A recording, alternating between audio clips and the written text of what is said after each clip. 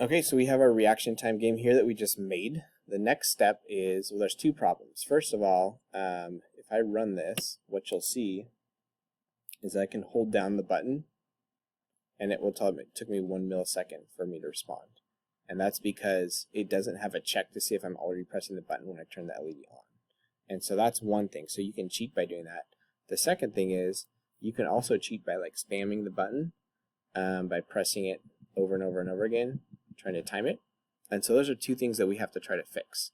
But before we fix that, let's see if we can make this a two-player game. Okay, so we have button 1 right here. So this will be like the player 1 button. We're going to add another button on pin 2, and we'll call that player 2. Okay, and so really we just check the button right there in that while loop. And so we're going to actually pull this out here into a function. We're going to call it check buttons.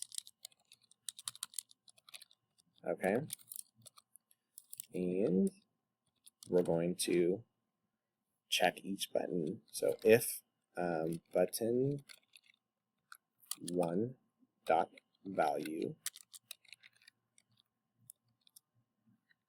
equals 0, so that means that the button 1 is pressed, we're going to return 1, and we're going to say elif button 2 dot value equals 0.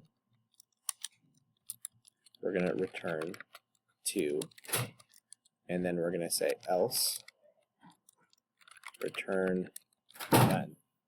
Okay, so none is a special keyword, means that value isn't assigned. Okay, and so what we're going to do is we're going to say winner equals none. So there's no winner. And then we're going to modify this to say, well, winner equals none. And instead of being pass, we're going to say winner equals check buttons. Okay, just like that. And so we're checking the buttons and assigning to winner. And so winner is going to be none until we detect one of those buttons pressed, in which case it'll be 1 or 2. Okay, and then we'll modify our statement here. We'll say player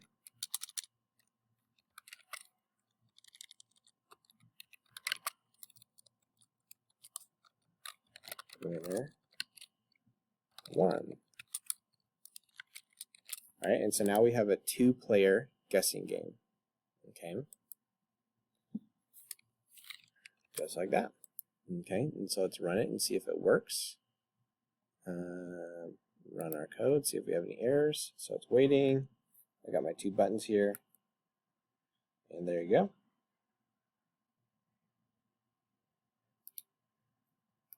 go. My player 2 is not working. Let's see, let's make sure we're on the right button. Oh, I've got it on the wrong pin. So this should be a 2 right there. Okay, so make sure you got button 2 assigned correctly. Let me run it again. Okay, got my player 1. Got my player 2. Okay, so now you have a 2-player reaction time game.